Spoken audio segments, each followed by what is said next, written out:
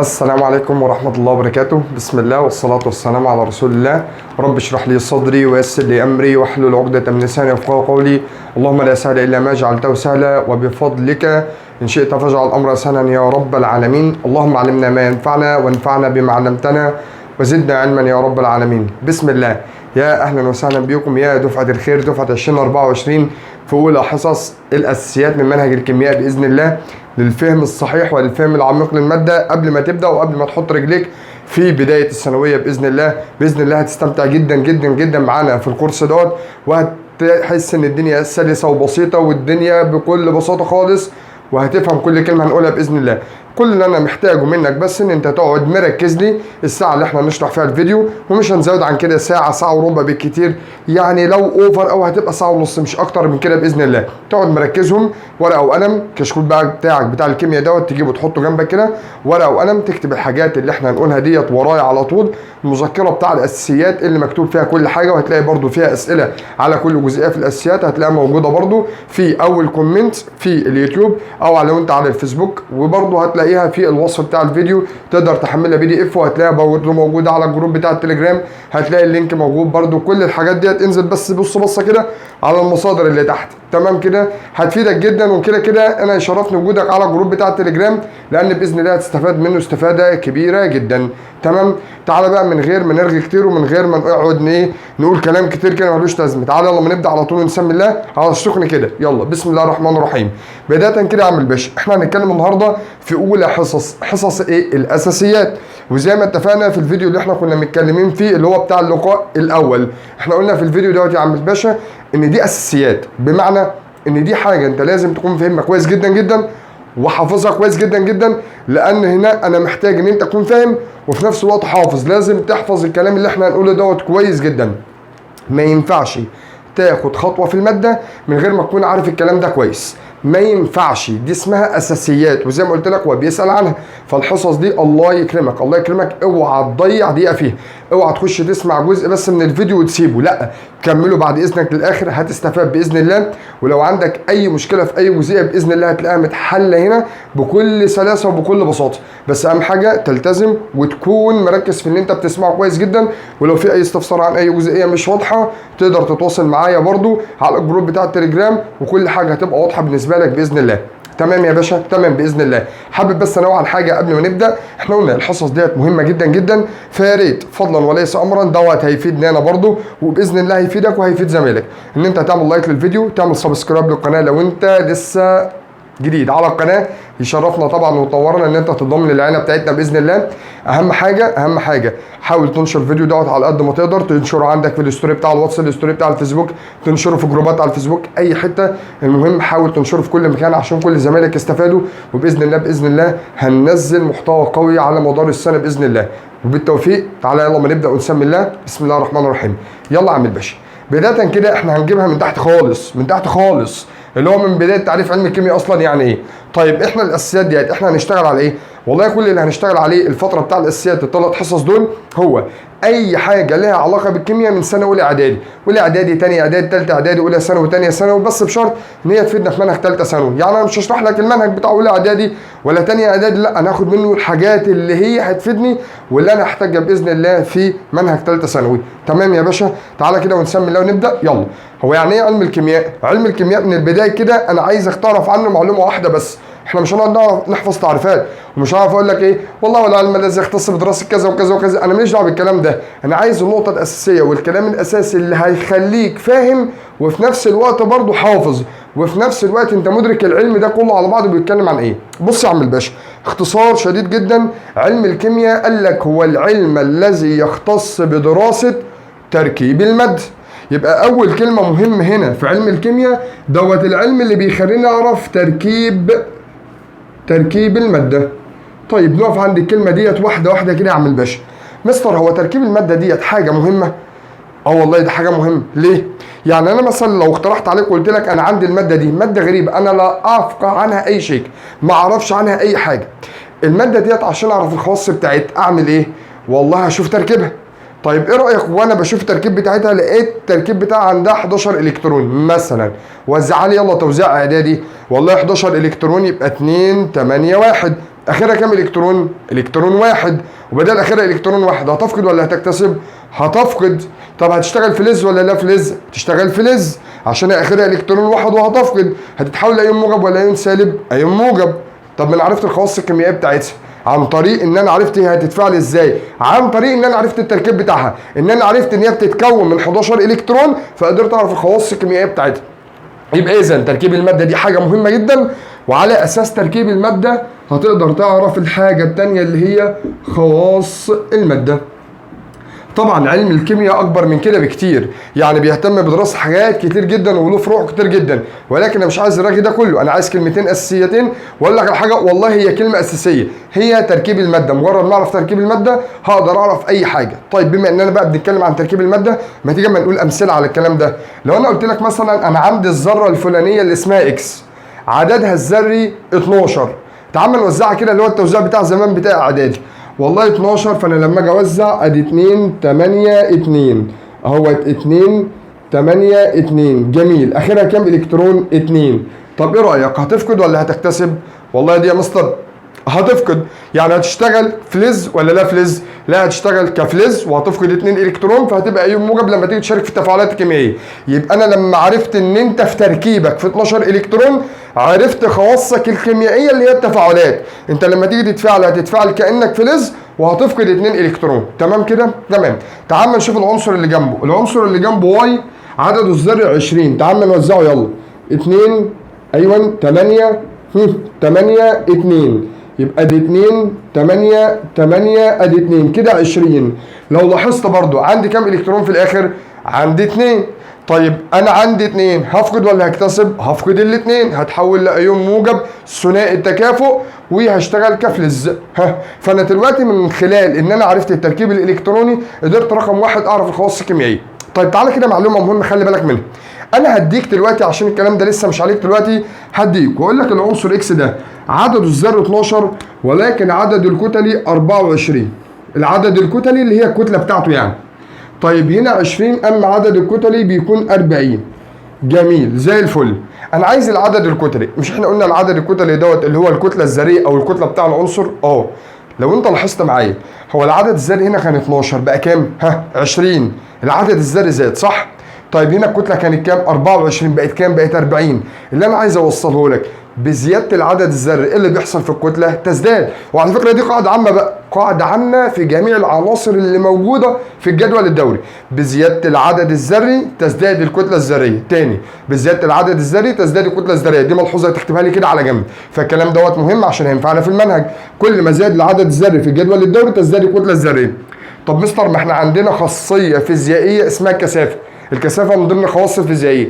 طب احنا كلنا عارفين ان الكثافه اللي هي رو بتساوي الكتله على الحجم. طيب لو انا قلت لك انا عايز اقارن في الكثافه ما بين العنصر اكس وما بين العنصر واي، تعال يلا ما نقارن كده مع بعض. عند ثبوت الحجم. يعني ايه عند ثبوت الحجم؟ قال لك عند ثبوت الحجم يعني الحجم ثابت، يعني كأن مش موجود. وبدل كأن مش موجود يبقى الكثافه هتعتمد على مين؟ الله ينور عليك، على الكتله. طب العلاقه طرديه ولا عكسيه؟ طرديه. كل ما تزيد الكتله هتزداد الكثافه. جميل. طيب واحده واحده. يعني هنا معنى القانون ده ان اللي كتلته اعلى هو اللي كثافته اعلى. طب مين اللي كتلته اعلى؟ الاكس ولا الواي؟ والله الواي عشان كتلته ب 40. يبقى انا هقول العنصر واي كتلته 40 فهو الاعلى في الكتله فيكون اعلى في الكثافه. فعرفت الخواص الفيزيائيه. استنى، هو انت عرفت الخاصيه الفيزيائيه اللي هي الكثافه عن طريق ان انت عرفت مين؟ الكتله. هو الكتله ده اسمه الايه؟ العدد الكتلي. مش العدد الكتلي اصلا في تركيب الذره، في تركيب الماده اللي انا بتكلم عنها. وهخلي بالك احنا هنتكلم عن الارقام ديت بالتفصيل دلوقتي واقول لك كل رقم بيعبر عن ايه. بس اللي عايز اوضحه لك من ده كله هو المفهوم بتاع علم الكيمياء، ان هو بيهتم بدراسه تركيب الماده، وعن طريق ان انت تعرف تركيب الماده هتعرف اي حاجه تانية عن الماده. فتركيب الماده دي حاجه مهمه جدا جدا، هتقدر تعرفنا خواص الماده سواء الخواص الفيزيائيه او الخواص الكيميائيه. تمام يا باشا؟ تمام. هنتكلم برضو عن نفس النقطه بما اننا بقى بنتكلم عن علم الكيمياء بيختص بتركيب الماده والحوارات دي. طيب ما تعالى ما نعرف يعني ايه تركيب الماده اصلا. هو انا لما اجي اسالك انا كجسم الانسان، الكلام ده طبعا هتاخدوه في الاحياء، جسم الانسان او جسم الكائن الحي بشكل عام، انسان نبات حيوان، اصغر وحده بنائيه فيها ايه؟ هتقول لي الخليه. شويه خلايا مع بعضهم هيكونوا نسيج، شويه انسجه مع بعضهم هيكونوا عضو، شويه اعضاء مع بعضهم هيكونوا جهاز، شويه اجهزه مع بعضهم هيكونوا جسم الكائن الحي قدامك. تمام كده؟ تمام. نفس الفكره بالظبط. انا بتكلم بقى هنا عن تركيب مين؟ تركيب الماده. مين اصغر حاجه في الماده اقدر اوصل لها؟ سمعناها في ثانيه ثانوي، اللي هي النظريات بتاع بنيه الذره.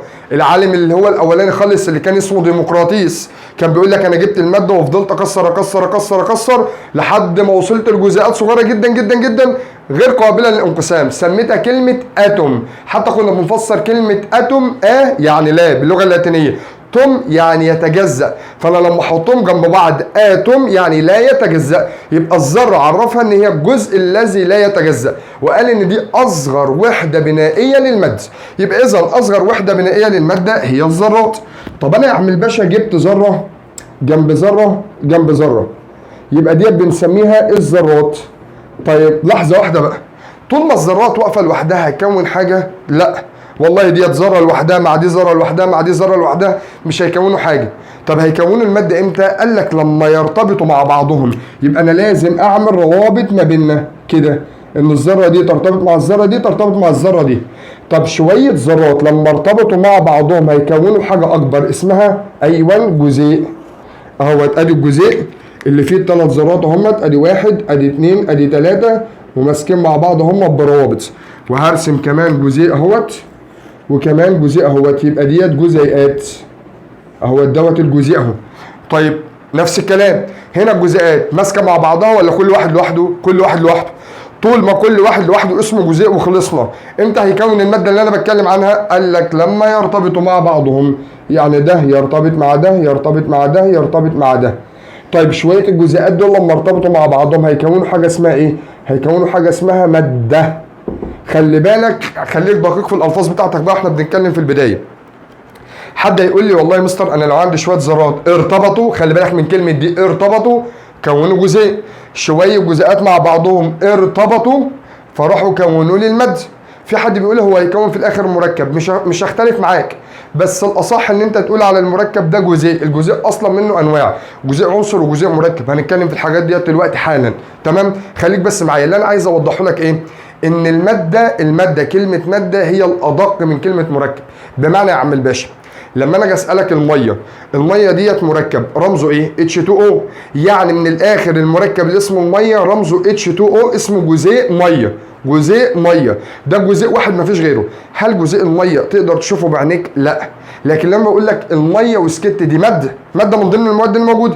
هو انا لو جبت لك شويه ميه في كوبايه، هو شويه الميه الموجودين في الكوبايه دول جزيء واحد ولا ملايين الجزيئات؟ ملايين الجزيئات مع بعضها. اللي انا عايز اوصله لك ان المركب يطلق على الجزيء واحد ويطلق على عده جزيئات، مفيش مشكله، لكن الماده هي لازم عده جزيئات مع بعضها. تمام؟ يعني ايه حته كده عشان بس تكون فاهم المعنى وخلاص. يبقى خلي بالك، الله يبارك لك من الكلمتين دول. عشان برضه نسيب الحته ونسيب التركيب ده خالص على جنب، تعالى اما اكلمك على نقطه كمان مهمه. انا قلت لك لو عندي شويه ذرات يا عم الباشا، شويه الذرات دول لازم يرتبطوا عشان يكونوا ايه؟ جزيء. ولو انا عندي شويه جزيئات لازم يرتبطوا عشان يكونوا الماده، يعني لازم الروابط. صح؟ صح.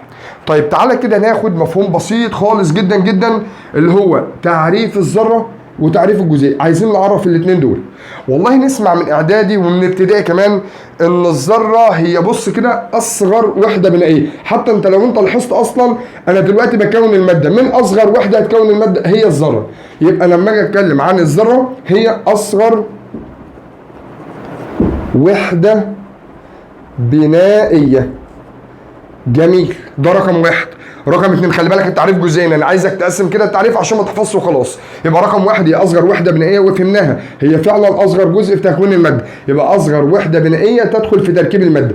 رقم اتنين وده الاهم، تشارك في التفاعل الكيميائي.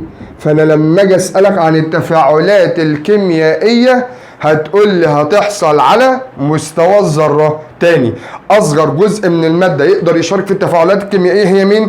الذره. طيب وعلى هذا الاساس بدل الذره بتشارك في التفاعلات الكيميائيه، الجزيء هيشارك ولا مش هيشارك؟ هيشارك. امال لازم يشارك عشان اصلا الجزيء عباره عن ايه؟ شويه ذرات. تمام كده؟ يبقى الله يبارك لك. تاني نقول تاني، احنا قلنا اصغر حاجه هتشارك في التفاعل مين؟ هي الذره. خش على اللي بعدها، الجزيء هيتفاعل ولا مش هيتفاعل؟ هيتفاعل ونص. طيب والماده هتتفاعل، يبقى اذا اصغر جزء من الماده يقدر يخش في التفاعلات الكيميائيه هو الذره. دي معلومه مهمه، يبقى دي اصغر وحده بنائيه بتشارك في التفاعلات الكيميائيه. جميل. طيب الجزيء تعريفه ايه؟ والله بص من الرسمه اللي احنا هناك ديت ممكن اقول والله الجزيء ده هو عباره عن شويه ذرات مرتبطه مع بعضها، صح؟ طيب ممكن نقول حاجه ثانيه. والله كان في تعريف كده زمان برضو كان بيقول لك ان الجزيء هو اصغر وحده بنائيه من الماده. نفس الكلام نفس الكلام. ما انا قلت لك الماده ملايين الجزيئات مرتبطه مع بعضها، يبقى برضو ممكن اقول هو اصغر وحده بنائيه في الماده. الجزء بقى الاهم اللي هيفصل تعريف الجزيء عن تعريف الذره، هنا تظهر في الخواص الفيزيائيه للماده او خواص الماده بشكل عام. يبقى اذا اصغر حاجه في الماده تبدا تظهر في خواص الماده الفيزيائيه او خواص الماده بشكل عام هو مين؟ هو الجزيء. معنى كده هل الذره هتظهر فيها خواص الماده؟ لا. تمام كده؟ احنا بنتكلم هنا طبعا عن الجزيء. الجزيء هو اللي بيبدا يظهر فيه خواص الماده بالذات الخواص الفيزيائيه. يبقى هنا الجزيء هيظهر فيه الخواص، الماده طبعا هيظهر فيها الخواص، لكن الخواص الفيزيائيه لا تظهر على مستوى مين؟ على مستوى الذرات. فهمنا الفكره؟ فعشان ما نقعدش نحفظ كتير، الذره والجزيء الاثنين اصغر وحده بنائيه. اللي بيشارك في التفاعل الكيميائي الذره، والجزيء هنا تظهر فيه الخواص الايه؟ خواص الماده بالذات الخواص الفيزيائيه. طب على هذا الاساس من التعريفات اللي انا بقول عليها دي، ايه رايك؟ مش الذره هي اللي بتشارك في التفاعلات الكيميائيه؟ طيب انا اصلا قلت الذره طول ما هي واقفه لوحدها مش هتعمل حاجه، لازم ترتبط، صح؟ تفتكر الروابط اللي موجوده ما بين الذره روابط ايه؟ فيزيائيه ولا كيميائيه؟ صح والله كيميائيه. ليه؟ لان الذره بتشارك في تفاعلات كيميائيه. يبقى هنا بنسمي الرابطه ما بين الذرات اسمها رابطه كيميائيه، اللي هي الرابطه اللي بالازرق دي. اما الرابطه ما بين الجزيئات اسمها رابطه فيزيائيه، زي الروابط طبعا الهيدروجينيه اللي موجوده ما بين جزيئات الميه. يبقى اذا الرابطه ما بين الذرات اسمها رابطه كيميائيه، على مستوى الذره اسمها رابطه كيميائيه زي الرابطه التساهميه والرابطه الايونيه. تعال نفتكر بسرعه كده ونعيد الكلام. الرابطه الايونيه تنشا ما بين الفلز واللافلز، الايون الموجب والايون السالب، كانت تنشا نتيجه التجاذب الكهربي، بيحصل ما بيننا احنا الاثنين تجاذب، وعشان هي مجرد تجاذب فقط كان ليس لها وجود مادي، ملهاش اصلا وجود مادي. تمام؟ طب تاني حاجه الرابطه التساهميه تنشا ما بين اللافلزات وبعضها، دول كانوا اشهر اثنين في الايه؟ في الروابط الكيميائيه. اما الروابط طبعا الفيزيائيه دي بتحصل ما بين الجزيئات، يعني على مستوى الجزيئات وليس على مستوى الذرات، بين الجزيئات، فبتتكون ما بين الجزيئات زي الروابط الهيدروجينيه دي اشهر حاجه على الاطلاق. طيب افكرك بحاجه، كان بيقول لك سؤال كده هوت في ثانيه ثانوي، عشان كان عندك الباب بتاع التفاعل الكيميائي والاتحاد الكيميائي وكنت عندك الروابط دي. كان بيقول لك لو انا عندي عينه من الميه ايه انواع الروابط اللي موجوده فيها؟ والله عينه الميه دي، هو انا لما اجيب عينه في كوبايه، هو العينه دي جزيء واحد ولا ملايين الجزيئات؟ ملايين الجزيئات. طب الميه رمزها ايه؟ ايوه H2O. طب الهيدروجين ده لافلز والاكسجين ده لافلز، وبدال الاثنين لافلزات، يبقى الرابطه ما بينهم رابطه ايه؟ ايونيه ولا تساهميه؟ تساهميه. يبقى اذا الرابطه اللي موجوده على مستوى الذرات اللي هي يعني ما بين ذره الاكسجين وذرتين الهيدروجين دي رابطه ايه؟ تساهميه، حتى كنا بنقول عليها تساهميه قطبيه. اما الرابطه ما بين جزيئات الميه وبعضها، لما امسك كمان جزيء ميه اهوت H2O، الجزيء ده يرتبط مع الجزيء ده عن طريق روابط هيدروجينيه. تمام كده؟ انا بس باخد معاك ودي في الكلام. على فكره الكلام اللي انت هتسمعه مني طول الفيديو حتى لو كلام كتير وراجي كتير، انا الغرض منه ان انا اوصل لك المعلومه على قد ما اقدر وافكرك بالكلام، بس عدى على دماغك. انا اللي يهمني من الحصه ومن الفيديو الكلام الموجود على السبوره بس، يعني الحاجه المهمه هتلاقيني بكتبها لك على السبوره. تمام؟ غير كده مالكش دعوه بحاجه. الكلام اللي انا بقوله في النص وبرغي كتير في النص كده عشان تفهم معايا وتفتكر معايا وخلاص. تمام يا باشا؟ تمام. خلاص احنا خلصنا بقى من تعريف علم الكيمياء يعني ايه وتركيب الماده يعني ايه والكلام دوت وعرفناه خلاص الكلام ده ما يتفتحش تاني ولا يتذاكرش. انت ما تقعدش تحفظ الكلام ده، انت عرفته وعدى الكلام ده على دماغك خلاص على كده. تمام؟ تعالى بقى لما نبدا كده في الكلام المهم بتاع بقى الفيديو بتاع النهارده. نسمي الله. بسم الله. بص يا عم الباشا، للتعبير عن اي ذره عنصر، تعال بقى لما نتكلم كده ايه الارقام اللي بعبر بيها عن ذره العنصر. والله مثلا وليكن ان العنصر دوت رمزه اكس، عنصر مجهول انا ما اعرفش هو ايه. العنصر دوت ليه 3 ارقام عشان اعبر عنه. اول رقم هنا بنسميه الزد، وتاني رقم هنا بنسميه الان، وتالت رقم هنا بنسميه الايه. تعال نعرفهم كده مع بعض. هو ايه الزد ده؟ قال لك الزد ده اللي بنسميه العدد الذري، يبقى رقم 1. الزد ده العدد الذري بتاع العنصر. العدد الذري هو نفسه بيساوي عدد البروتونات الموجبة. عدد البروتونات الموجبة اللي موجودة جوه النواة، حتى كنا بنرمز له بالرمز بي. استنى، هو موجب او ايجابي يعني بوزيتيف. حتى طول السنه هتقعد تسمع يلا اما اديك شويه بوزيتيف انرجي، يعني طاقه ايجابيه. بوزيتيف يعني ايجابي، فبوزيتيف يعني موجب. فبروتونات، بص، بروتون بوزيتيف موجب، بروتون بوزيتيف موجب. تمام كده؟ تمام، جميل. يبقى الزد مش عايز غير الكلمتين دول، بتعبر عن عدد الذري وعدد البروتونات، عدد ذري وعدد البروتونات. كفايه عليك كده، تمام. وطبعا لو هي الذره، هو احنا عارفين ان الابتدائي الذره ديت متعادله ايه؟ كهربيا. عدد الشحنات الموجبه قد عدد الشحنات السالبه. استنى، طب ما الموجب اسمه ايه؟ بروتون. بروتون. طب ما انت بتقول لي عشان تبقى متعادل يبقى الموجب قد السالب. هو مين السالب؟ الالكترونات. ففي ناس ساعات بتقول لك الايه؟ ان العدد الذري هو عدد الالكترونات. صح، بس في حاله واحده، لو دي ذره. لو دي ذره مش ايون، عشان لو ايون مش هينفع خالص. تمام كده؟ تاني، العدد الذري ده، العدد الذري اللي هو زد، عدد الذري هو نفس عدد البروتونات، هو نفسه عدد الالكترونات لما اكون ذره. لكن الكلام ده يختلف في الايون، وهقول لك حالا ليه دلوقتي. تمام؟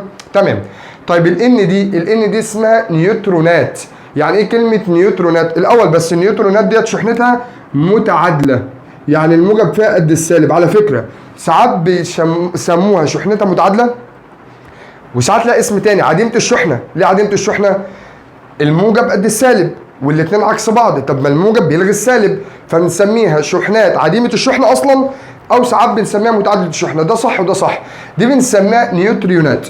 طب النيوترونات دي اصلا اسمها جاي منين؟ من كلمه نيوترال. هو انجليزي تلاقي، عربي تلاقي، كيمياء تلاقي، اديني ماشي معاك. نيوترال، كلمة نيوترال يعني متعادل. يبقى النيوترونات جاي من كلمة نيوترال اللي هو متعادل، بروتونات بوزيتيف موجب. ها، في مشكلة؟ قال لك اجمع الاثنين دول، اجمع العدد الذري زائد عدد النيوترونات يديك العدد اللي فوق. اللي هو الايه العدد اللي فوق؟ اللي هو بنسميه مجموع الشحنات او الجزيئات اللي موجودة في النواة بتاع الذرة كلها، اللي بنسميه العدد الكلي، او ساعات بيسميه العدد الكتلي، او اسمه الكتلة الذرية. طب استنى بقى، اللي فوق ده اللي بنسميه الكتلة الذرية، مش ده مجموع عدد ذري زائد عدد نيوترونات؟ يعني مجموع الاثنين. فعشان كده لما العدد الذري يزيد المجموع هيزيد، فالعدد الكتل هيزيد. وده اللي احنا لسه قايلينه في الكلام هنا، بزياده العدد الذري يزداد العدد الكتل اللي هو الكتله الذريه. ها، وضحت الكلام دوت؟ يا رب تكون الدنيا واضحه ولذيذه يعني. طيب قبل ما نسيب الحته ديت تعال اديك امثله عشان اوضح لك بس حاجه. الصوديوم عدده الذري كام؟ ان ايه عدده الذري 11، عدد الكتلي 23. واحده واحده يا باشا. والله ال 11 ده اللي هو الزد، العدد الذري اللي هو بيساوي عدد البروتونات اللي هو بيتساوي عدد الالكترونات. ليه يا مستر؟ لان دي ذره، واحنا قلنا الذره ايه؟ متعادله. عدد الشحنات الموجبه قد عدد الشحنات السالبه. واضح؟ تمام. طب رقم 2 ده هو احنا قلنا اللي بنسميه الايه؟ اللي هو العدد الكتلي. اطرحهم الاثنين مع بعض. ما هو قلت لك لما اجمع ده على ده يديني اللي فوق ده. طب لو هو مديني اللي فوق ومديني ده وعايز ده، يبقى اطرح ده من ده. فانا هطرح 23 من 11 هيديني 12، يبقى ده عدد النيوترونات. تمام كده؟ تمام. فلما اجي اسالك ذره الصوديوم عددها الذري كام؟ 11. عدد البروتونات كام؟ 11. عدد الالكترونات السالبه كام؟ 11. ده كله بيعبر عن حاجه واحده. ولكن لو قلت لك ان ايه موجب، شحنه موجبه، كده فقد ولا مكتسب؟ فقد. الاول بس هو العنصر لما يجي يفقد او هيكتسب، بيفقد ويكتسب ايه؟ الكترونات اللي هي الشحنات السالبه. بفقد الكترون 2، بكتسب الكترون 2 3. المهم ان انا بفقد وبكتسب الكترونات. هل انا بفقد وبكتسب شحنات موجبه؟ لا. فعشان كده الشحنات الموجبه ثابته. طب هديك مثال. هو انا دلوقتي عندي 11 بروتون، يعني 11 شحنه موجبه و11 شحنه سالبه، عشان كده الذره متعادله. يبقى هنا 11 موجب و11 سالب. طب انا فقدت واحد سالب، اتفضل كام سالب؟ 10. واتفضل كام موجب؟ لسه 11. انا ما جيتش شميتهم. هو مين اللي زياده؟ الموجب. زياده بكام؟ بواحد. فعشان كده سميته شحنه موجب واحد. ها، يبقى الشحنه موجب واحد ديت بتعبر عن ايه؟ ان انت فقدت الكترون واحد، فالشحنه الموجبه زادت عن الشحنه السالبه بمقدار كام؟ مقدار واحد. عشان كده لو تفتكر في اعداد التاكسد اللي هنقولها برضو في نهايه كورس الاساسيات، ان عدد التاكسد بتاع اي ذره بصفر لان عدد الموجب قد عدد السالب، ولكن الايون الموجب بتساوي الشحنه اللي عليه. تمام. طيب تاني حاجه، هو انا دلوقتي لو عندي 17 شحنه موجبه و17 شحنه سالبه، الموجب قد السالب اهو، يبقى الشحنه بصفر. طيب انا اكتسبت الكترون، يبقى ايه اللي زايد، الموجب ولا السالب؟ السالب. بدل ما هم كانوا 17 شحنه سالبه بقوا 18 شحنه سالبه.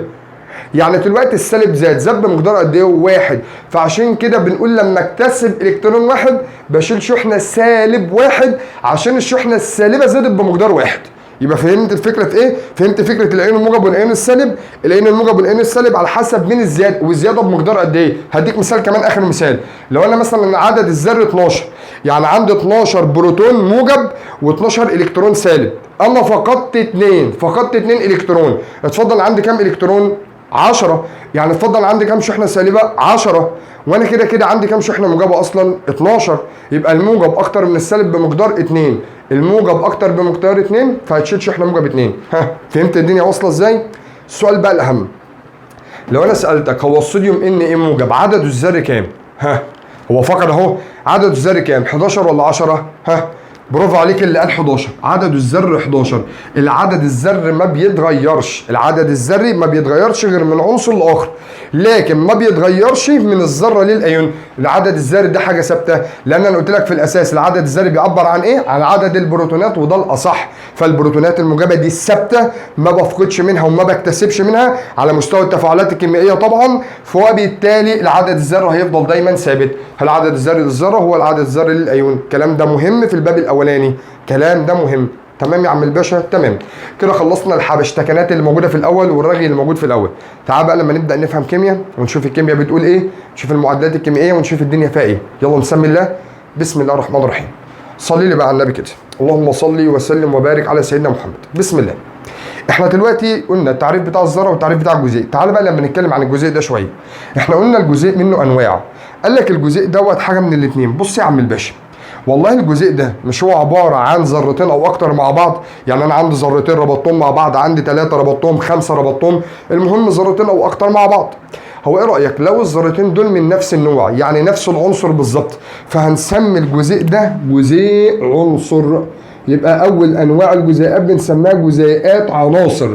طب اما بقى لو كان الجزيء ده بيرتبط مثلا عنصر الهيدروجين مع عنصر الاكسجين، العناصر مختلفه او الذرات مختلفه، فهنسمي الجزيء ده جزيء مركب. يعني عايز اوضح بقى الفرق ما بينهم. قال لك جزيء العنصر لازم تكون ذراته متشابهه، كلهم شبه بعض من نفس النوع نفس العنصر. اما المركب دوت ذراته مختلفه. يبقى ده اول فرق ما بيننا احنا الاثنين. الاهم عندي على الاطلاق الحصه ديت هو جزيء العنصر. جزيء العنصر دوت قال لك احنا قلنا هو لسه قايلين هو عباره عن اتحاد ذرتين او اكتر، وعلى هذا الاساس بقى تعالى نقول. قال لك ممكن الجزيء ده، الجزيء بتاع العنصر ده ممكن يكون بيتكون من ذره واحده. استنى بس يا مستر، انت قلت الجزيء تعريفه اتحاد ذرتين او اكتر، ازاي ذره واحده؟ هو كده طبيعته كده، حاله شاذه ان هو بيتكون من ذره واحده، ان الذره واحده دي بتمثل ذره وفي نفس الوقت بتمثل جزيء، وهديك امثله دلوقتي. طيب رقم 2 قال لك ممكن يكون بيتكون من ذرتين، ده طبيعي عادي ديت عارفها، وممكن يكون بيتكون من اكتر من ذرتين، 3 بقى 4 5 زي ما انت عايز. يبقى انا عندي تاني جزيئات العنصر يا اما من ذره واحده او ذرتين او اكتر من ذرتين. طيب ذره واحده، قال لك الاول بس قبل ما اقول ذره واحده ولا ذرتين، هو الجدول الدوري في كام عنصر؟ صح، 118 عنصر، اللي هو الجدول الدوري اللي احنا متعودين عليه 118 عنصر. قال لك بص، معظم عناصر الجدول الدوري الجزيء بيتكون من ذره واحده. معظم عناصر الجدول الدوري الجزيء بيتكون من ذره واحده. اشهرهم كل الفلزات، كل الفلزات بتتكون من ذره واحده. كل الغازات الخامله الجزيء عباره عن ذره واحده، وفي لا فلزات عباره عن ذره واحده بالذات اللا فلزات الصلب. تاني، كل الفلزات وكل اللا فلزات الصلب وكل الغازات الخامله ده كله عباره عن ان الجزيء بيتكون من ذره واحده بس، وجزيء عنصر. تمام؟ طيب امال اللي بيتكون من ذرتين؟ قال لك اللي بيتكون من ذرتين هم 7 عناصر ما فيش غيرهم. فانت بالعقل كده انت عندك 118 عنصر في الجدول الدوري، هتقعد تحفظ السبع عناصر ولا تقعد تحفظ اللي اتفضل اللي هو 111 عنصر؟ اكيد هحفظ السبع عناصر اللي هم بيتكونوا من ذرتين. اي حاجه تانية غير ديت هتكون ساعتها ذره ايه؟ ذره واحده. ها اتفقنا؟ اتفقنا. طيب بص يا عم الباشا، قال لك الذرتين اغلبهم، بص انا بقول اغلبهم مش كلهم، اغلبهم غازات. جميل. طيب شبه مين بقى؟ عد معايا. اول حاجه ال N2 النيتروجين، وال H2 الهيدروجين، وال O2 الاكسجين. يبقى N2 H2 O2 ادي اول ثلاث عناصر تحفظهم صم زي اسمك، مهمين جدا. وبعد كده الهالوجينات اللي هم الفلور Ft والكلور Cl2 والبروم Br2 واليود I2. طبعا انا قلت اغلبهم غازات عشان الاثنين الاخرين دول بيبقوا سوائل، تمام؟ بس مش مهم الكلام ده، مش مهم. انا عايزك تحفظ لي السبع عناصر دول وخلاص. نيتروجين هيدروجين اكسجين، نيتروجين هيدروجين اكسجين، نوح من الاخر اسمهم نوح NOH. يبقى نيتروجين اكسجين وهيدروجين، والباقي هالوجينات فلور كلور بروميوم. اكيد مش صعبين دول بقى، هم دول السبع عناصر. السبع عناصر دول الجزيء في كام ذره؟ ذرتين. حتى بنسميها كده عيله الملكه 2 2. يبقى عيله الملكه 2 بتتكون من ذرتين، وهم السبع عناصر دول ما فيش غيرهم. طيب ذره واحده باقي العناصر بتاع الجدول الدوري. اهم حاجه بس عايزك تعرفها ان معظم الجزيئات اللي بتتكون من ذره واحده ديت صلبه. هو انا باكد على الكلام ده صلبه وغازيه ليه؟ عشان الكلام ده هيساعدك قوي قوي قوي وانت جاي تكتب المعادله الكيميائيه اللي هنتكلم عنها دلوقتي يا باشا، تمام؟ في الحالات الفيزيائيه. جميل. طيب ايه بقى اكتر من ذرتين؟ قال لك مثلا في حاجه زي البي 4، في حاجه زي الاس 8، في حاجه زي الاي اس 4. طب ايه دي ان شاء الله؟ قال لك دهيت اسمها ابخره الفوسفور، مش فوسفور، اسمها ابخره فوسفور. وديت ابخره الكبريت، ودي ابخره الزرنيخ. طب على هذا الاساس لو انت بقى مفكر، لو انت مركز معايا، لو انا قلت لك هو الكلور ايه الفرق ما بين السي ال والسي ال 2 بسرعه كده؟ ايه الفرق ما بيننا احنا الاثنين؟ والله السي ال دي هنسميها ذره كلور، اما السي ال 2 ده جزيء كلور، عشان احنا هنا بنتكلم عن الجزيئات اللي هي جزيئات العنصر اللي هي من نفس النوع اللي بتتكون من ذرتين وكم منهم الكلور هو سي ال 2. يبقى السي ال ديت ذره، اما دوت جزيء، تمام؟ طيب تاني حاجه، تاني حاجه ايه الفرق لما اجي اقول لك مثلا قول لي الرمز لجزيء الفوسفور وسكت؟ بص جزيء الفوسفور هتقول لي بي ولا بي 4؟ صح، بي بس. ليه بي بس؟ هل انا قلت لك كلمه ابخره؟ لا، يعني حته بي 4 واس 8 واي اس 8 لازم يقول لي كلمه ابخره، ابخره الفوسفور، ابخره الكبريت، ابخره الزرنيخ، لازم يقول لي الكلمه دي، غير كده لا، تمام؟ مش مهمين قوي. انا اللي يهمني اهم حاجه على الاطلاق دول اي حاجه غير دول بيتكتب في صوره ذره احاديه. يعني مثلا لما اقول لك جزيء الصوديوم ان اي وسكتنا مش ان اي 2، الحديد اف اي وسكتنا، مثلا الكبريت اس وسكتنا، لو قلت لك مثلا المغنيسيوم ام جي وسكتنا، لو قلت لك الكلور سي ال 2، قلت لك الهيدروجين اتش 2 مش اتش، قلت لك الاكسجين او 2 مش او، تمام؟ هنشوف الكلام ده هيفيدنا ازاي دلوقتي في المعادلات، الكلام ده مهم خلي بالك منه. طيب جزيء المركب، احنا قلنا جزيء المركب ذراته ايوه مختلفه. يعني ايه ذراته مختلفه؟ يعني مش من نفس النوع. يعني مثلا جبت ذره هيدروجين مع ذره كلور كونت اتش سي ال، حمض الهيدروكلوريك، اهو الذرات اللي داخله في تكوينه مختلفه فده جزيء مركب. جبت ذرتين هيدروجين مع واحده اكسجين كون لي الميه، جزيء مركب. جبت مثلا ذره نيتروجين مع ذرتين اكسجين كون لي ثاني اكسيدين نيتروجين غاز، تمام كده؟ دي كلها جزيئات مركبات. يبقى الفرق ما بين جزيء العنصر وجزيء المركب عرفناه. اهم حاجه تركز لي على جزيء العنصر وتركز لي على اللي بيتكون من ذرتين، الكلام ده مهم، تمام يا عم الباشا؟ تمام جدا. تعالى بقى لما نخش في الجزء الاهم على الاطلاق بتاع الحصه النهارده اللي اصلا معقد معظمنا، اللي هو المعادله الكيميائيه. وتعالى خلي بالك انا النهارده انا مش هشرح لك يعني ايه المعادلات الكيميائيه بقى والتفاعلات والحوارات دي، لا، احنا بنتكلم في اساسيات اللي هي من الاخر من تحت الصفر. يعني هنجيب المعادله ديت من اولها خالص ونشوف الدنيا كانت ماشيه فيها ازاي من البدايه خالص عشان نفهم اصلا هي بتتكون من ايه، وعايز هذا الاساس نفهم بعد كده التفاعلات الكيميائيه اللي هنتكلم عنها، تمام؟ خلال كورس الاساسيات باذن الله هتكون قادر ان انت تحل اي معادله كيميائيه، تمام يا عم الباشا؟ بس واحده واحده كده، ما ورناش حاجه يعني. المعادله الكيميائيه، طبعا المعادله الكيميائيه انت مستني مني لما اقول لك تعريفها، هي صوره مختصره بتعبر عن المواد المتفاعله، المواد وحوارات، ده مش عايز تعريف. هو لو جالي في الامتحان هيقول لي اعرف المعادله الكيميائيه؟ لا، ما تخليك ذكي، خليك ذكي. يعني ماشي انا قلت لك هتحفظ، بس تحفظ بالعقل. تعريف زي ده هيجي في الامتحان، ده ما بيجيبولوش العيال بتاع ابتدائي فاكيد مش هيجيبه في ثانويه عامه يقول لك عرف المعادله الكيميائيه. فانت ايه مش هنعدي عليه اصلا، انت عارف بتاع المعادله ده. اللي انا عايزه في المعادله الكيميائيه اللي اي واحد سمع ان في حاجه اسمها كيمياء عارف ان المعادله الكيميائيه بتتكون من متفاعلات ونواتج. ده اللي انا عايزه منك يا عم الباشا. بص يا باشا، والله احنا عارفين ان المعادله الكيميائيه احنا لسه قايلين بتتكون من متفاعلات طبعا بتتكتب على الشمال. طيب هتروح تديني نواتج، ادي السهم اهوت نواتج. يبقى اول حاجه لازم تكتبها في المعادله الكيميائيه تكتب لي المتفاعلات صح وتكتب لي النواتج صح. وعشان تكتبهم صح تعال نشوف الشرط بتاعهم. هم لهم شرط؟ ده اهم شرط بقى في المعادله. اول شرط في المعادله ان لازم المتفاعلات والنواتج لازم يكونوا جزيئات، وده اللي انا عامل نبح صوته فيه من اول الفيديو. وهنا نفس الكلام جزيئات. خلي بالك احنا ما ينفعش في المعادله الكيميائيه نكتب ذرات، لازم المتفاعلات والنواتج عباره عن جزيئات. وخلي بالك الجزيئات ديت ممكن تكون جزيء عنصر او جزيء مركب زي ما انت عايز، انت حر مع نفسك. بس اهم حاجه بالنسبه لي ايه؟ لازم تتكتب في صوره جزيئات، ما ينفعش تكون في صوره ذرات. والله يبارك لك ما تتلخبطش في كلمتين انا قلتهم دلوقتي.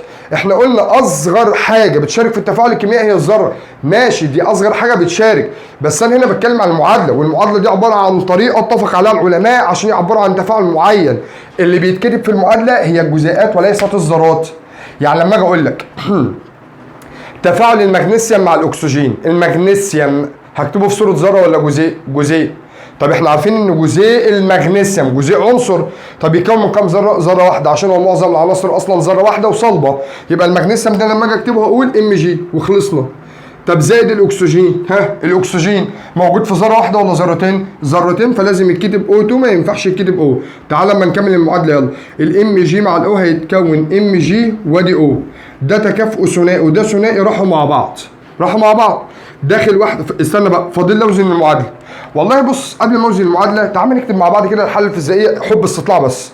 مش احنا المغنيسيوم ده بيتكون من ذره واحده؟ وانا قلت معظم العناصر اللي بتتكون من ذره واحده الحاله الفيزيائيه بتاعتها هناك ايه؟ صلبه، فاكتب هنا صلب. وقلنا هنا معظمهم ايه؟ غاز، وده طبعا طالع صلب. تمام كده؟ تعال نوزن المعادله بقى. داخل كام ام جي؟ واحده، خارج واحده، جميل. داخل كام اكسجين؟ 2، خارجه واحده، اضرب هنا في 2، القليل زوده. هنتكلم عن وزن المعادله دلوقتي.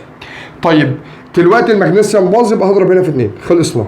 في ناس عندها حلاوه تروح اقسم بالله بتكتب لك بص بس ام جي زائد او ام جي او، شيل الاثنين. هو بمزاجك؟ ما هو ده مش بمزاجك يعني، ما تقعدش تهبد الله يبارك لك. اقسم بالله في ناس بتعمل كده، اللي هو عشان ايه؟ هو بيظبط المعادله على الوزن. لا، ده المعادله بتكتبها صح الاول، والوزن دوت اخر حاجه تفكر فيها. الله يبارك لك. تمام؟ فرجع الاثنينات تاني، يبقى هنا 2 وهنا 2 وهنا 2. الله يبارك لك. بس اللي انا حابب اتكلم فيه وانت بتيجي تكتب المعادله لازم تكتب جزيئات، ما ينفعش تكتب ذرات، جزيئات. وركز في دهم. الله يبارك لك. تمام جميل. يبقى ده اول شرط، المتفاعلات جزيئات والنواتج جزيئات. تاني شرط اكتب لي الحالات الفيزيائيه بتاع المتفاعلات والنواتج، عرفنا معظمهم. الحالات الفيزيائيه اللي عندك في الكيمياء كلهم هم حوالي 5.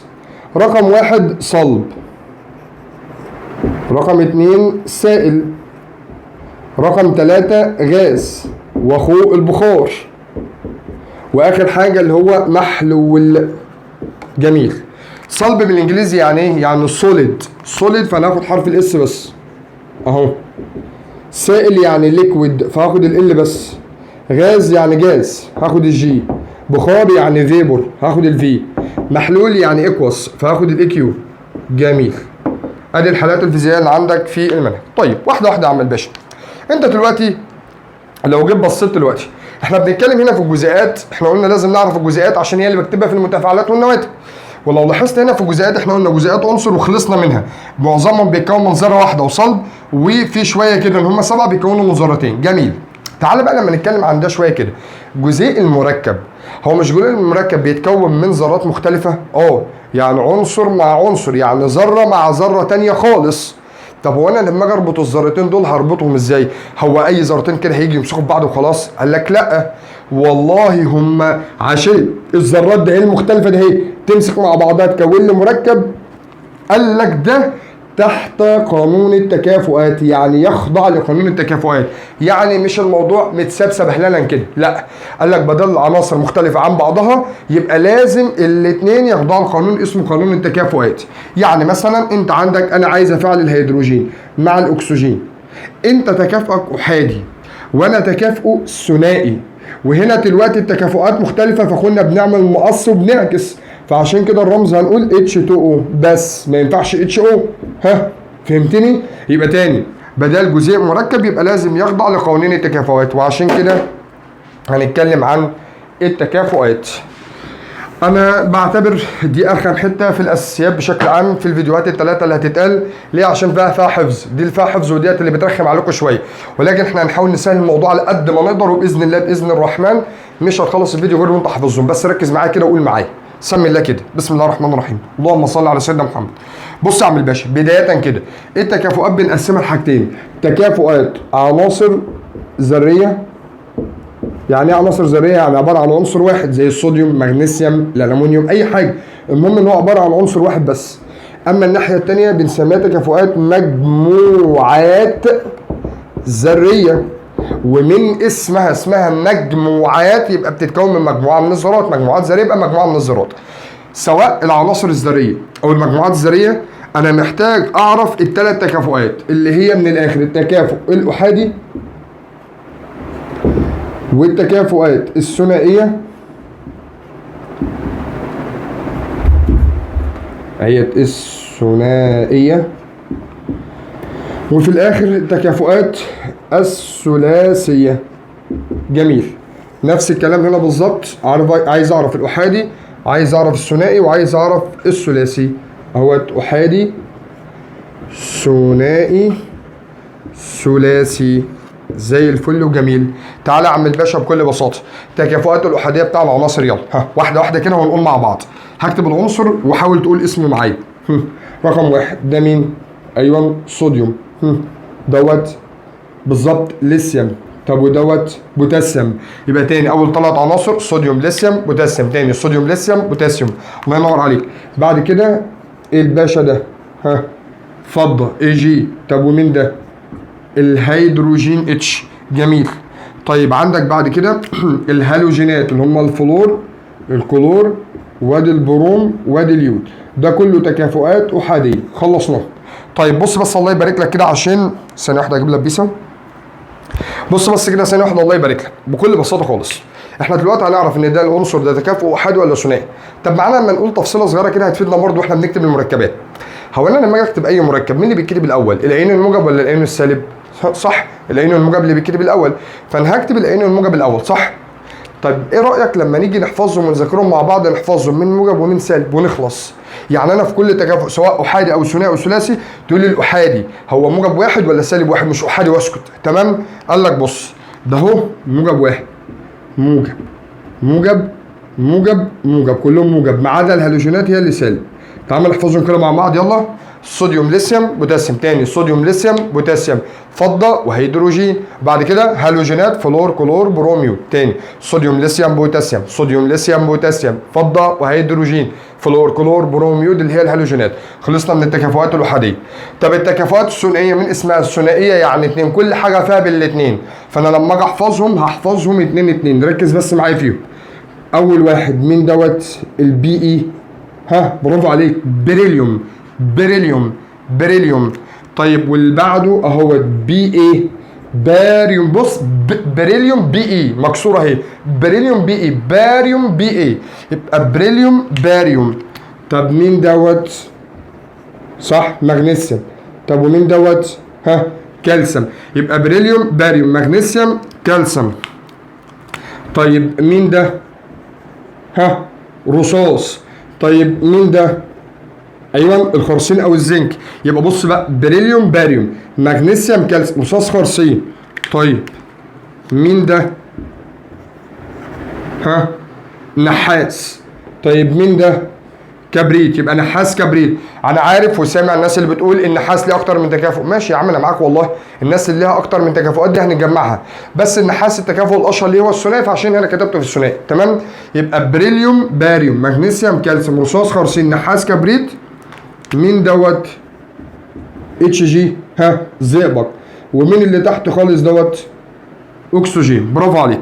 قبل ما نحفظهم بقى احنا اتفقنا بدل ثنائي دول تكافؤهم ثنائي، اتفقنا هنعرف مين موجب ومين ايه سالب. قال لك بص دول 10 عناصر، قال لك كلهم موجب 2 ما عدا 2 سالب 2. مش انا قلت لك التكافؤات الثنائيه كلها بالاثنين هنحفظهم 2 2 كلهم موجب 2 ما عدا 2 سالب 2. تفتكر مين فيهم اللي سالب 2؟ صح، قلت اول واحد صح، الاكسجين سالب 2 وطبعا الكبريت سالب 2. الباقي كله طبعا موجب 2 موجب 2 موجب 2 وهنا موجب 2 موجب 2 موجب 2 موجب 2 موجب 2.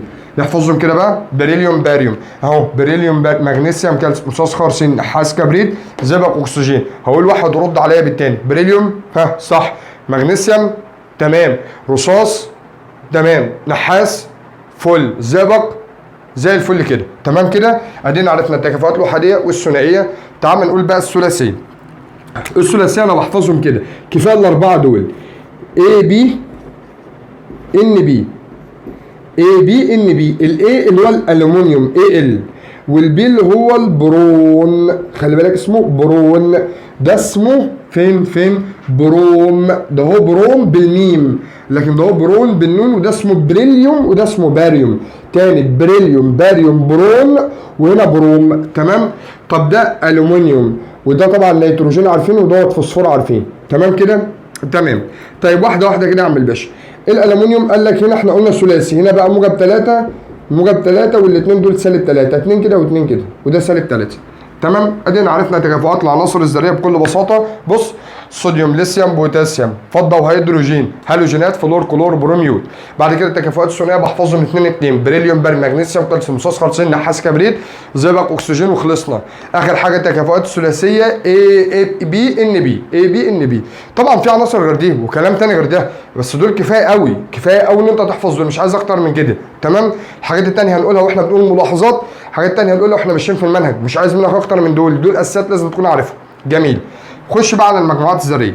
قبل ما نقول المجموعات الذريه حابب انوه عن حاجه معينه. ايه الفرق ما بين Cl والCl2 والCl سالب؟ الكلام ده مهم قوي. ايه الفرق ما بين الثلاثه دول؟ ايه رايك انت؟ رقم واحد، يعني ايه الCl دوت؟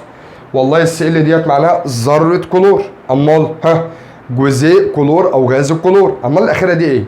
ايون كلور. خلي بالك عليها شحنه. ايون كلور سالب ولا موجب؟ سالب. بنسميه كده ايون الكلور السالب. تاني ايون الكلور السالب. تاني ايون الكلور السالب. مش ممكن نقول بدل ايون الكلور السالب كلمه كلوريد؟ صح، كلوريد. بحط اخرها ي ودال. قال لك في حاله الايون السالب تكتب اسم الذره زائد كلمه ي ودال. تلاقي الكلام ده مكتوب عندك في الملاحظات. استنى بس، يعني انا لما اقول لك الكلمه ديت كبريتيد، اللي انا عايزك تلاحظ يعني تاخد بالك منه ان اخرها ي ودال. مجرد ما تلمح اليه ودال، اليه ودال دي بتتحط في اخر الايون الموجب ولا الايون السالب؟ برافو عليك سالب. يبقى رقم واحد انا حطيت ان هو ايون سالب. طب رقم اثنين، هو ذره يعني عنصر يعني ولا مجموعه ذريه؟ ايوه عنصر، ما ينفعش يكون مجموعه ذريه. المجموعه الذريه مش هتلاقي اخرها ي ودال دي خالص، عشان هتلاقي كبريتيد بالدال وكبريتيد بالت. هنقابل الكلام ده دلوقتي. فانا عايزك بقى ملاحظ كده ومركز معايا واحده واحده. اللي اخره ي ودال انا عرفت منه كلمتين، ي ودال يبقى ده ايون سالب، وبدال ي ودال يبقى ده عنصر وليس مجموعه ذريه. الله يبارك لك، عنصر وليس مجموعه ذريه. تمام. هيقابلنا دلوقتي واحنا بنتكلم. حلو. تعالى بقى لما نقول المجموعات الذريه. المجموعات الذريه عندي الاحادي والثنائي والثلاثي. قال لك الاحادي اللي انا عايزك تعرفهم برضو عشان في حاجات تانية اللي انا عايزك تعرفهم لحد دلوقتي واحنا ماشيين، هم اللي انا هقولهم دول متجمعين في كلمه هنا ابني. اما التكافؤات الثنائيه عيله الكبريت، العيله بتاعك انا ما قلتش الكبريت، بقول عيله الكبريت زائد 2 بحرف الكاف. والثلاثيه ما فيش غير واحد بس اللي اسمه الفوسفات. تمام. تعالى بس واحده واحده كده. الاحاديه انا قلت هيتجمعوا في كلمه هنا ابني، كل حرف بيعبر عن مجموعه ذريه. اله اللي هي الهيدروكسيد OH، النون نترات NO3 نترات NO3. طب والالف فكر كده مجموعه ذريه بحرف الالف. هو مين ده؟ استنى قبل ما اكتب لك الحرف بتاعه، ما اكتب لك رمز يعني. في مجموعه ذريه اسمها الومينات. ساعات بيسموها ميتا الومينات. تمام، خلينا بس في كلمه الومينات. هي هتفتكر كلمه مجموعه ذريه اسمها الومينات مشتقه من انهي مجموعه ذريه؟ مشتقه من اسم ايه؟ الومنيوم، صح. واخرها كلمه ايه؟ ات. الومنيوم زائد ات الومينات. بص، الومنيوم زائد ات الومينات، يعني انا اللي اقصد اقوله بدل هي مشتقه من الالومنيوم اكتب الالومنيوم. وكلمه ات في المجموعات الذريه يعني اكسجين. كلمة آت بتساوي أكسجين، كلمة آت أكسجين، كلمة آت أكسجين. كلمة آت دي بتعبر عن أكسجين. يعني أنا لما أقول لك كربونات، طب ما مستر كربونات يعني كربون مع أكسجين اللي هي CO3. كبريتات، كبريت مع أكسجين.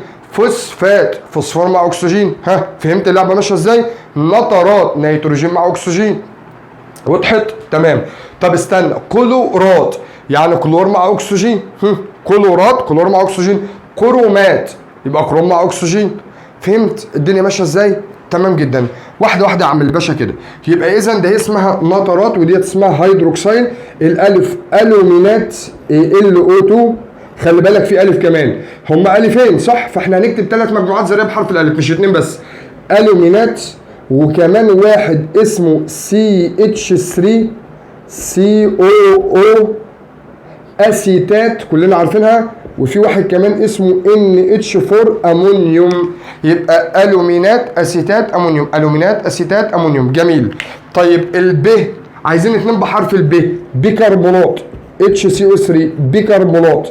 في كمان واحد برمنجانات مهم جدا MnO4 برمنجانات MnO4. اخر حاجه بص كده، انا خدت الالف وخدت الب، فاضل النون وايه؟ نون وايه؟ ها لمحتها نيتريت اللي هو NO2. طيب استنى بس واحده واحده. لو انت لاحظت كده في المجموعات الذريه دي، هو مش ده نيتروجين مع اكسجين وده نيتروجين مع اكسجين؟ وانا قلت لو لقيت العنصر مع الاكسجين بحط ايه؟ اسم العنصر زائد كلمه ات في الاخر. طب ما هنا نيتروجين مع اكسجين وهنا نيتروجين مع اكسجين، بس مين الكبير؟ اللي فيه 3 اكسجين وده الصغير. قال لك الكبير بياخد ات الف وت، اما الصغير بياخد تيت. تاني، الكبير ات الصغير تيت. نترات نيتريت، نترات نيتريت. كبريتات كبريتيت. تمام كده؟ فهمت النقطه ماشيه ازاي؟ خلي بالك انا بقول ات وايت ديت امتى؟ في حاله واحده بس، لما يكون في كبير وفي صغير. لكن لو ما فيش غير مجموعه ذريه واحده بس هي هتاخد ات وخلاص. زي مثلا الكربونات، في حاجه اسمها كربونيت. انت ما سمعتش على الكلام ده قبل كده؟ ما فيش اصلا حاجه اسمها كده، هي كربونات وسكتنا. ها وضحت؟ تمام. طيب تعالى بقى لما نشوف التكافؤات الثنائيه. التكافؤات الثنائيه انا قلت لك عله الكبريت، وانا قاصد ان انا اكتبها باللفظ ده. عله الكبريت زي ايه؟ زي SO3 SO4. مين الكبير؟ SO4 اسمها ات. الكبير ات، يبقى كبريتات دي -2. الصغير كبريتيت. استنى خلي بالك اسمها دي كبريتيد بالدال، لكن دي اسمها كبريتيد. دي عباره عن S-2، اما دي عباره عن SO3. فالله يبارك لك اللي اخرها ايه؟ وده لسه منبهين عليها ايون سالب وعباره عن عنصر مش مجموعه ذريه. تمام؟ يبقى كبريتيت كبريتات S2O3 -2. استنى والله لما اجي اقارنها باللي فوقها، ديت عندها 3 اكسجين، دي عندها 3، دي عندها 1 كبريت، دي عندها 2. هو دلوقتي مين اللي زايد؟ الكبريت زايد 1. قال لك لما تزود الكبريت مش الاكسجين، لما تزود الكبريت بتحط كلمه سيو. اهي سيو بنسميها سيو. طب اسميها كبريتات ولا اسميها كبريتيت؟ قول لي انت. ها كبريتات ولا كبريتيت؟ والله عباره عن كبريت مع اكسجين صح؟ هل في منها كبير وفي منها صغير؟ لا، يبقى اسمها كبريتات. سيو كبريتات مش سيو كبريتيت عشان ما فيش منها كبير وصغير. تمام كده؟ اللي انا عايز اقوله لك من الاخر من غير ما تحفظ بقى، وانا قلت هنا عله الايه؟ الكبريت. اي مجموعه ذريه فيها كبريت تكافؤ ثنائي. تاني اهم من ان انت تحفظهم تعرف المعلومه دي. اي مجموعه ذريه فيها كبريت تكافؤ ثنائي. اي حاجه في المنهج تقابلك طول المنهج يقابلك فيها كبريت تكافؤ ثنائي. يعني مثلا مجموعه هي S4O6، المجموعه دي تكافؤها كام؟ لسه ما اعرفهاش. ثنائي -2 على طول. تمام؟ تاني اي مجموعه ذريه فيها كبريت تكافؤها كام؟ ثنائي. المجموعه دي طبعا اسمها رباعي ثيانات. طيب احنا قلنا عله الكبريت و2 كاف. مين بقى ال2 كاف؟ اكتبهم بقى معايا عشان مش هلاقي مكان هنا. اول مجموعه اسمها كربونات CO3 كاف اهي كربونات CO3. وتاني مجموعه اسمها كرومات. الكرومات رمزها CrO4 اهو، كروم مع اكسجين يبقى كرومات. كروم زائد ات يبقى كرومات. تمام. في مجموعه تانية اسمها CR2O7. لما اجي اقارن دي عندها واحده كروم، دي عندها 2 صح؟ فبنسميها ثاني كرومات. مهمه جدا المجموعه دي، ثاني كرومات -2. فخلي بالك من مجموعه البرمنجانات MnO4 -1، ومجموعه البرم اللي هي الثاني كرومات Cr2O7 -2. تمام؟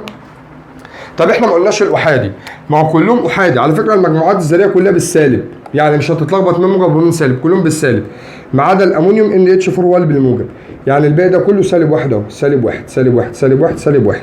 تمام يا باشا؟ تمام. اخر حاجه طبعا الثلاثيه اللي هي فوسفات BO4 -3. تمام كده؟ تمام. طبعا فوسفات، فوسفور مع اكسجين يبقى فوسفات. عايز بس اكد عليك حاجه، مش احنا هنا قلنا الايون السالب بحط له اسم الذره زائد كلمه ايه ودال في الاخر؟ يعني دوت اسمه فلور، يبقى الايون السالب صح فلور فلوريد، كلور كلوريد، بروم برومين. طيب يود يوديد. طيب كبريت كبريتيد. اكسجين اكسجين. وهتقول لي اكسجينيد، لا احنا هنخفف الدنيا شويه، اكسيد. اكسجين اكسيد. طب فوسفور، ما تقوليش بقى فوسفوريد، لا فوسفور فوسفيت. نفس الكلام بتاع الاكسجين. نيتروجين نيتريد، يبقى نيتروجين نيتريد، وهنا فوسفيد وهنا اكسيد وهنا كبريتيد فلوريد كلوريد بروميد يوديد. تمام يا عم الباشا؟ تمام كده احنا عرفنا انت كفؤات بتاعت المجموعات الذريه. هنمسح السبوره، هنعمل ايه بعد كده؟ هنعمل حاجتين اتنين، فاضل حاجه بسيطه جدا جدا جدا. هقول لك ازاي تكتب بقى المركب الكيميائي اللي هو جزيء المركب ده لما يكون جايب لي عناصر مختلفه او مجموعات ذريه. نقول كذا مثال يعني، هتلاقي في المذكره معاك حوالي 50 مركب قايل لك، جايب لك مثلا مركب ويقول لك اكتب اسمه، او جايب لك اسم المركب وبيقول لك اكتب صيغته. هتلاقي تدريب كتير على الموضوع ده، لازم تخلص حل الكلام ده. تمام؟ بالاضافه كمان هنكتب بالظبط 3 معادلات كيميائيه. ازاي نعرف نكتب المعادلات الكيميائيه دي دلوقتي؟ تمام يا عم الباشا؟ نمسح السبوره ونرجع. يلا يا عم الباشا، حته صغيره كمان كده في نهايه الفيديو عشان بس ايه ننجز وما نطولش الفيديو اكتر من كده.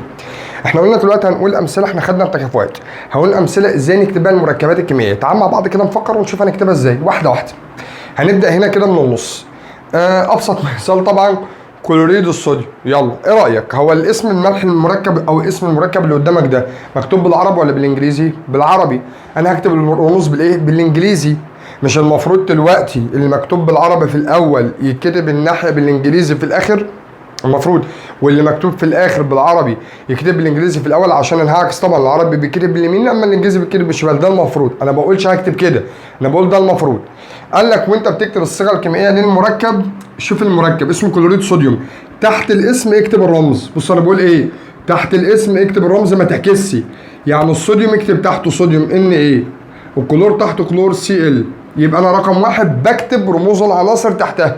طيب رقم 2 بكتب التكافؤات بقى. الصوديوم تكافؤ احادي موجب 1، كلور تكافؤ احادي -1، احادي مع احادي راحوا مع بعض، وده موجب وده سالب، خلاص يبقى NaCl. يبقى دي صيغه المركب NaCl. جميل. نصعب شويه، كربونات الكالسيوم. الكالسيوم Ca. جميل. الكربونات كربون وآت يبقى CO3. جميل.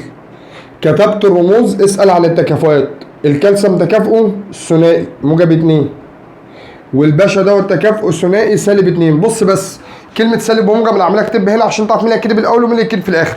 يعني من الاخر اول ملحوظة هنكتبها ان الايون الموجب اهوت، الايون الموجب اللي بنسميه اسم تاني انت عارفه اسمه كاتيون. على فكرة كلمة كاتيون على وزن كلمة كابتن، كاتيون. تمام؟ يبقى اسمه الايون الموجب او كاتيون او اسمه شق قاعدي. هقول لك كلمة شق قاعدي يعني ايه دلوقتي؟ والله بص معناها كلمة شق قاعدي يعني مشتق من قاعدة، مش جاي من حمض يعني، لا هو جاي من قاعدة. هقول لك ليه دلوقتي وهفهمك. تمام؟ يبقى تاني الايون الموجب او الكاتيون او الشق القاعدي يكتب في البداية، يعني هو اللي بيتكتب الاول.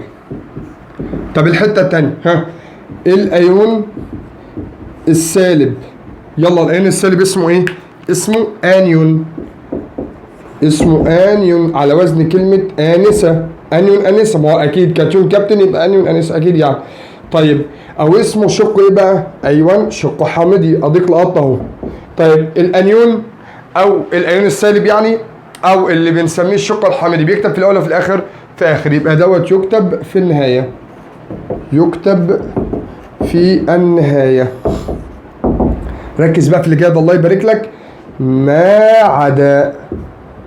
بس بص يا عم الباشا، اتعود كده طول المنهج، خلي دماغك فليكسبل، خليك مرن. بمعنى ايه؟ احنا بنقول قاعده بنمشي عليها، هل القاعده دي بتطبق على كل الناس؟ قال لك لا، اصلا في قاعده كده احنا بنقولها لكل قاعده شواذ. يعني القاعده اللي انت بتتكلم فيها دي، هو انا القاعده اللي انا بتكلم فيها بقول الموجب بيتكتب الاول والسالب بيتكتب في الاخر. في شواذ هو تفتكر ايه الحاله الشاذه؟ ان السالب هو اللي هيتكتب في الاول والموجب هو اللي هيتكتب في الاخر بس، صح كده؟ طب بص بس سيبك من الكيمياء دلوقتي. هو احنا قلنا كلمه كاتيون اللي هو الايون الموجب اسمه كلمه ايه؟ كابتن. كاتيون اللي هو الكابتن، والكابتن ده راجل طبعا، تمام؟ حش اللي فيه كابتن واحده يا عم، انا عارف، خلينا راجل يا عم، خلينا كابتن ده. بص دي بدعه اللي طلعت دي، خلينا كلمه كابتن يعني راجل، تمام؟ طيب وانيون يعني انسه، دي بنت. هو الطبيعي في الدين بتاعنا مين المفروض يمشي الاول؟ مين المفروض يمشي قدام؟ مين المفروض يسبق في المشي؟ الراجل ولا الست؟ الراجل. طبعا الست دايما بتبقى ماشيه في الخلف لانها بتحتمي في الراجل، تمام؟ فعشان كده الراجل دايما في الاول وبعد كده الست، يعني الراجل الاول وبعد كده الست. سيبك بقى من الاجانب اللي يقول لك ليديز فيرست، لا مالناش دعوه بالكلام ده حبيبي، احنا قلنا الراجل بيمشي الاول بعد كده الست. الكاتيون الاول بعد كده الانسه، العين الموجب الاول ثم العين السالب. الكلام ده ليه شواذ؟ ليه شواذ. ايه الشواذ؟ هو امتى الست تمشي في الاول؟ لو هي اللي مسيطره. من الاخر صح ولا غلط؟ والله صح. لو الست هي اللي مسيطره هي اللي هتمشي في الاول، لو الست عافيه شويه هي اللي هتمشي الاول. حد عارف زي مين كده من على السبوره بقى؟ احنا ما بنتكلمش على الست وراجل، لا احنا بنتكلم عن مين اللي احنا خدناهم يقدر يمشي الاول. انا قلت لك لو الست كبيره، لو الست عافيه مسيطره. زي مين؟ زي الاسيتات، اكبر مجموعه ذريه اسيتات، تمام؟ الاسيتات على الرغم ان هي سالبه تكتب في الاول. يبقى بص بقى، ما عدا الاسيتات. الاسيتات اللي هي رمزها CH3 COO سالب 1. خلي بالك الاسيتات دي مثال فقط، مش هي الوحيده. الاسيتات دي مجموعه عضويه، يبقى اذا جميع المجموعات العضويه تكتب اولا. يبقى الاسيتات، وهيقابلك كمان والفورمات. بص الفورمات زيها بالظبط HCOO اهوت، فيها المجموعه اللي اسمها CO سالب 1، وواحده كمان اسمها والاوكزالات. الاوكزالات بص رمزها COO ماسكه في COO ماسكه في COO. استنى بس، هو هنا فيها واحده COO بس في تكافؤ احادي، هنا برضو فيها واحده COO بس في تكافؤ احادي. تفتكر اللي عندها 2 COO؟ والله يبارك لك، انا لما اجي اكتبها بكتبها COO ماسكه في CO، ما بكتبهاش CO2، تمام؟ يبقى CO. المهم بس سيبك من كده، هرفع مجموعتين CO يبقى تكافؤها كام؟ الله ينور عليك، ثنائي سالب 2، يبقى دي تكافؤها ثنائي. دول المجموعات الذريه اللي انا عايزك تعرفهم لحد دلوقتي. ها فهمنا الكلام دوت؟ تمام. طيب خلاص ده ثنائي، احنا قلنا بقى كربونات كالسيوم ثنائي وثنائي راحوا مع بعض يبقى CaCO3. فوسفات الباريوم نصعب اكتر، باريوم يبقى BA.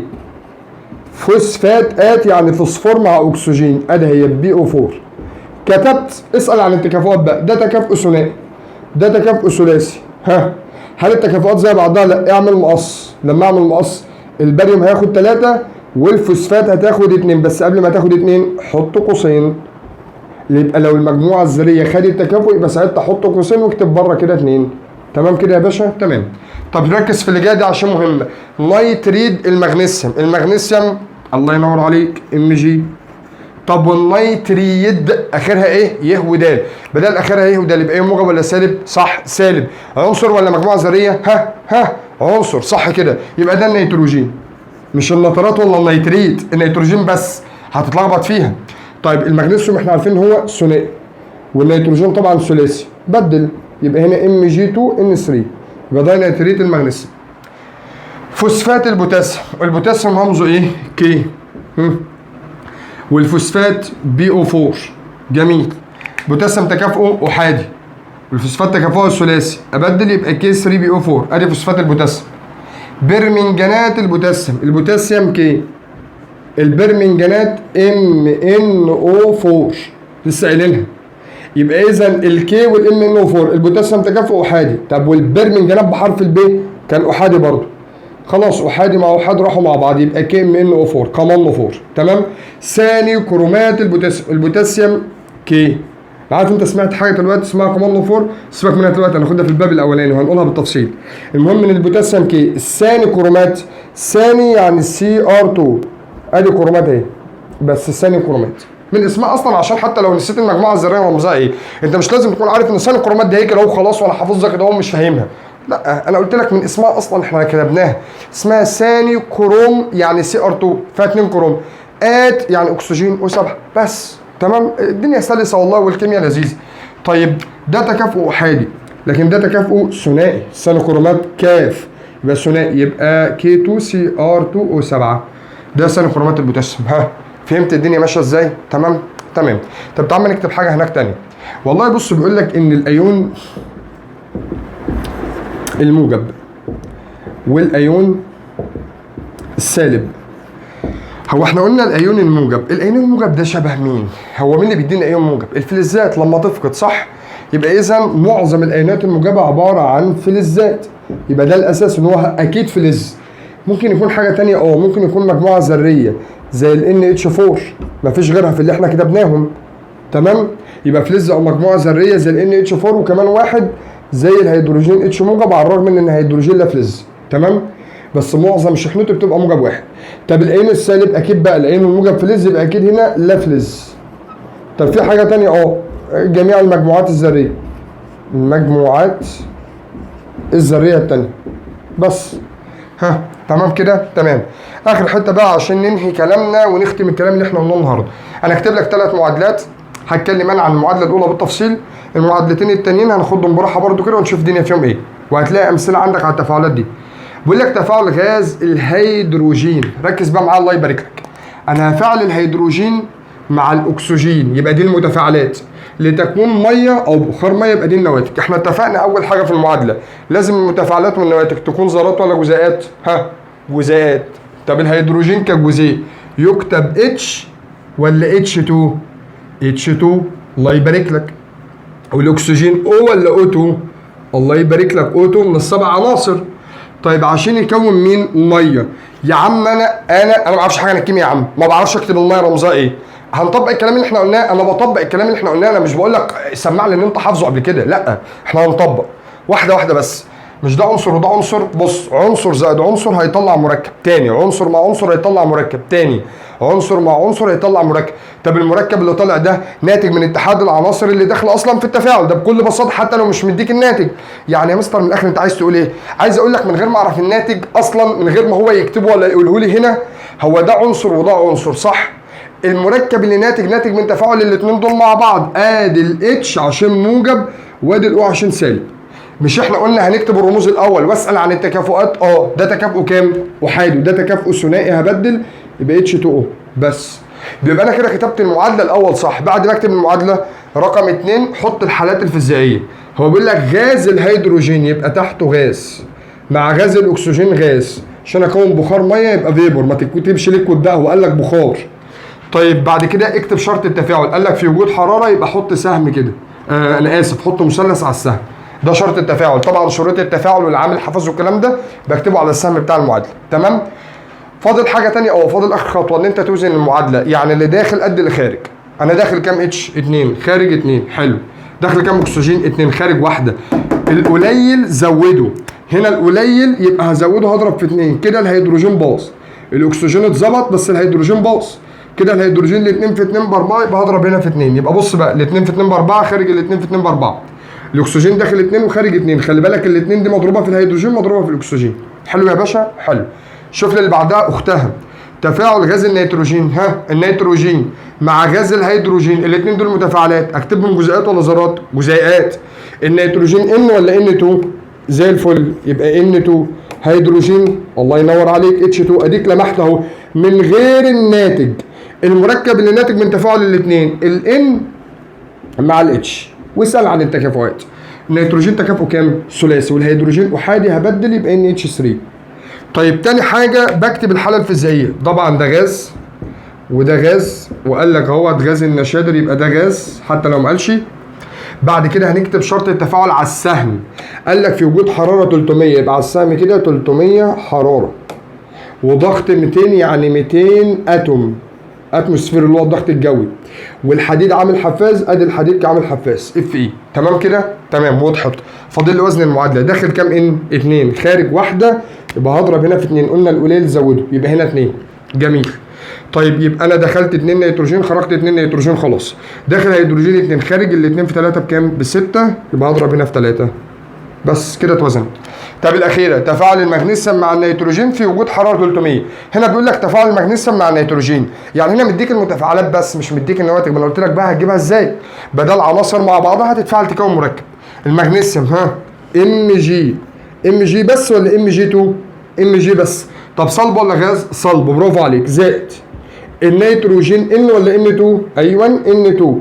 وادي سهم اهو، هو مش مديني الناتج بس انا عارف الناتج دوت هيبقى ناتج من تفاعل الاثنين دول مع بعض. مين اللي هيكتب الاول؟ المغنيسيوم عشان موجب، يبقى دي الام جي وادي النيتروجين اللي هو الان. اسال عن التكافؤات. المغنيسيوم تكافؤه ثنائي والنيتروجين تكافؤه ثلاثي، بدل يبقى ام جي 3 ان 2. ادي المعادله اتوزنت خلصت. فاضل لي الشرط بتاع التفاعل في وجود حراره 300. يبقى دي 300 حرارهم. جميل. نكتب الحالات الفيزيائيه يلا. المغنيسيوم ذره واحده يبقى صلب، والباشا دوت هيبقى غاز، والباشا اللي طالع ده صلب. جميل. طيب عايزين نوزن يلا. داخل كام مغنيسيوم؟ واحده وخارجه 3. بضرب هنا في 3. جميل. نيتروجين داخل 2 وخارج 2 كده موزون. فهمت المعادله هتتكتب ازاي؟ احنا لسه ما قلناش على فكره انت هتكون المعادلات ازاي وهتعرف النواتج بتاع المعادلات ازاي. الكلام ده لسه جاي في الحصه الجايه، بس انا باهلك ان انت تتعامل مع المعادله ازاي وتكتبها صح، الاساسيات بتاعتها من البدايه. تمام؟ يعني اتمنى من ربنا ان انت تكون استفدت من الفيديو دوت عشان هو فيديو مهم جدا. ولو استفدت انا بقول لك اهو، لو استفدت ما تنساش تعمل لايك للفيديو عشان دوت هيساعدني ان احنا نوصل في محركات البحث لناس كتير جدا باذن الله. وما تنساش برضو تجيب زميلك دهوت اللي انت خايف عليه دوت، هاته من قفاك دهوت يسمع الفيديو دهوت، خليه يستفاد باذن الله. تمام يا باشا؟ وما تنساش تعمل لايك وشير الفيديو عشان يوصل لكل الناس باذن الله، واحنا نكبر انت تكبر معانا، وباذن الله ربنا يوفقكم وييسر اموركم ويسدد خطاكم. احبكم في الله. يلا السلام عليكم.